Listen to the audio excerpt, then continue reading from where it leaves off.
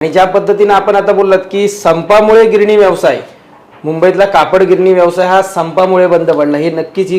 पूर्णपणे चुकीची गोष्ट आहे। कारण संपानंतरही पुन्हा गिरण्या चालू करण्यात आल्या, परंतु कुठेतरी 1984-85च्या दरम्यान मुंबईतल्या जमिनींचे जे काय रिअल इस्टेटचे दर होते ते वाढताना कुठेतरी दिसले आणि जमिनीमध्ये व्यवसायापेक्षा जमिनीमध्ये पैसा जास्त दिसल्यामुळे मालकांना नंतर त्या जमिनीतून पैसा कमवायचा होता धंद्यापेक्षा, व्यवसायापेक्षा, आणि त्यामुळे कुठेतरी